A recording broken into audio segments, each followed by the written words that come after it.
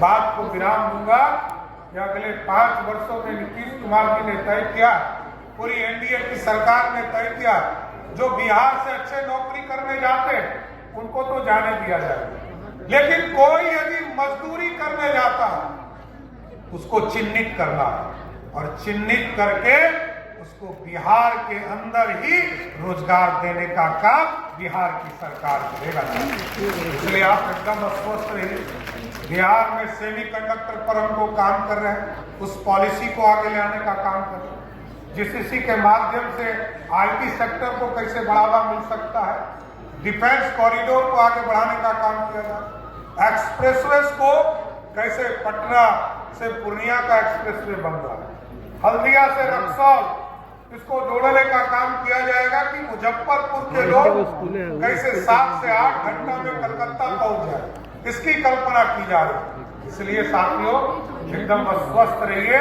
मुख्यमंत्री जी ने न्याय यात्रा शुरू किया था, प्रगति यात्रा शुरू किया था और आज समृद्धि यात्रा शुरू किया और इस समृद्धि यात्रा के माध्यम से बिहार बहुत तेजी से विकास करेगा। इतना ही कहकर मैं आप तमाम लोगों को धन्यवाद देता हूं और शुभकामना देता हूं कि मां सरस्वती का आशीर्वाद आप तमाम लोगों पर पड़े और सबके जीवन में ज्ञान की प्राप्ति हो सके। बहुत बहुत धन्यवाद।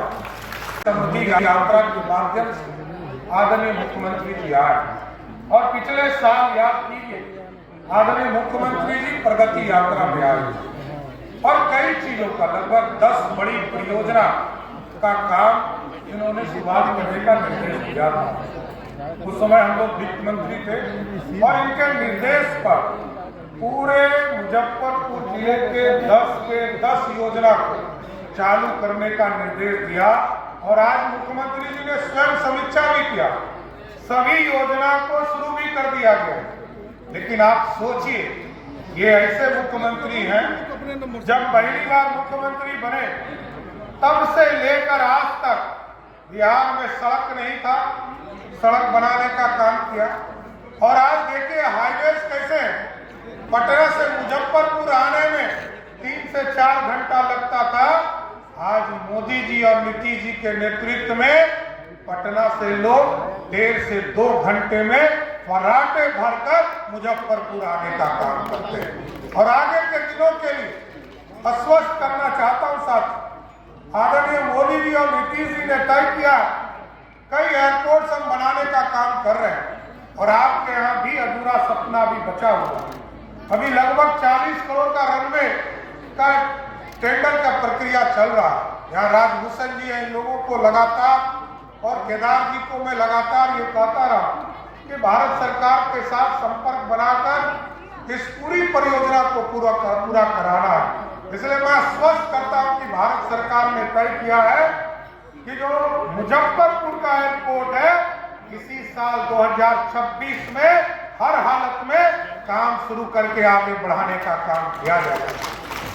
और यहाँ कई चीजें और जो बड़ा उद्योग लगाएगा उसको 1 रुपया पर हम जमीन उपलब्ध कराने का काम करें।